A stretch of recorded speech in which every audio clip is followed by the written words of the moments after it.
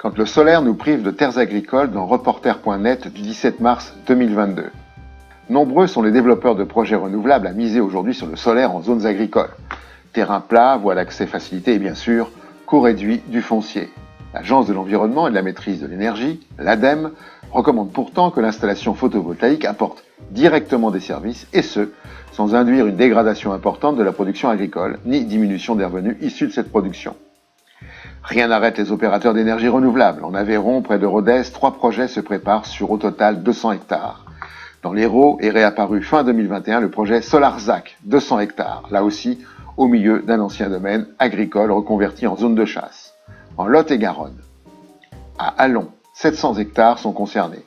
Plus à l'ouest, on vise encore plus grand, avec 2 gigaparks, celui des Landes de Gascogne sur 2000 hectares, 2 tiers de maïs, 1 tiers de forêt, et le projet Oriseo en Gironde, couplé à un data center avec une puissance d'1 gigawatt à la place d'une monoculture de pin maritime. En Languedoc-Roussillon, 90% des projets photovoltaïques au sol se font sur les zones naturelles. Et Antoine Nogier, président de l'association France Agrivoltaïsme, d'alerter. L'agrivoltaïque est avant tout un outil de régulation climatique, une filière à part entière. Ce n'est certainement pas ça qui pourra sauver les agriculteurs de leurs difficultés. La vulgarité dans nos boîtes aux lettres dans ouestfrance.fr du 21 avril 2021.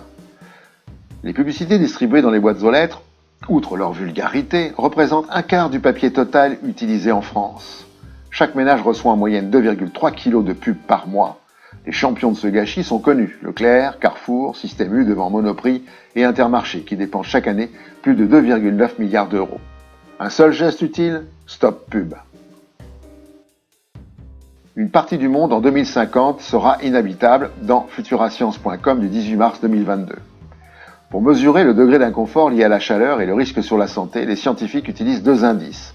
L'indice de chaleur, Heat Index, qui combine la température de l'air ambiant et l'humidité relative à l'ombre, mais aussi le Wet Bulb, température du thermomètre mouillé, un indice moins subjectif et plus précis qui mesure tout simplement la faculté de notre corps à se refroidir grâce à la sudation lors d'un temps chaud et humide. Un Wet Bulb à 35 degrés est mortel. La NASA a cartographié les zones du globe où ces températures ont déjà été enregistrées entre 1979 et 2017. Les zones coloriées en orange foncé ont enregistré des températures humides dépassant 31 degrés centigrades, dont certains ont subi les fatidiques 35 degrés. Le charbon à plein régime dans leséchos.fr du 16 mars 2022.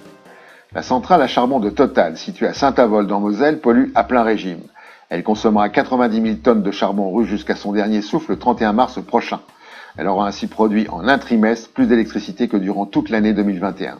La fermeture des centrales à charbon françaises, décidée début 2020, tombe mal en Moselle, où la tranche 4 de la centrale nucléaire de Cattenom est à l'arrêt.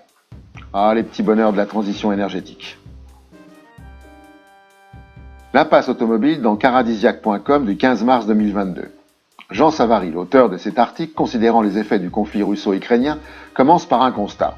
Il y a un demi-siècle, nous avions immédiatement renoncé à nous chauffer à 25 degrés dans des bâtiments mal isolés. Puis, en peu d'années, réduit de quasiment 50% de la gloutonnerie de nos autos. Aujourd'hui, au grelotte, déjà dans bien des foyers, nos moteurs sont au bout de développement. Et il poursuit. Le projet voiture à 2 litres au 100 a été jeté aux orties au profit du tout électrique et les progrès de sobriété de nos moteurs ont été étouffés sous le poids des monospaces, puis des SUV.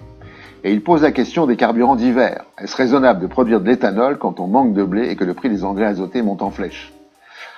Alors il nous reste la voiture électrique, sauf que une bonne partie des métaux essentiels à la fabrication des moteurs onduleurs et pour certains des batteries viennent de la Sainte Russie. Résultat, les cours s'affolent et la pénurie là aussi menace les usines. Et de conclure, faudra-t-il se rabattre sur les électriques chinoises? Serons-nous stupides et cupides à ce point? Pour finir, la connerie de la semaine.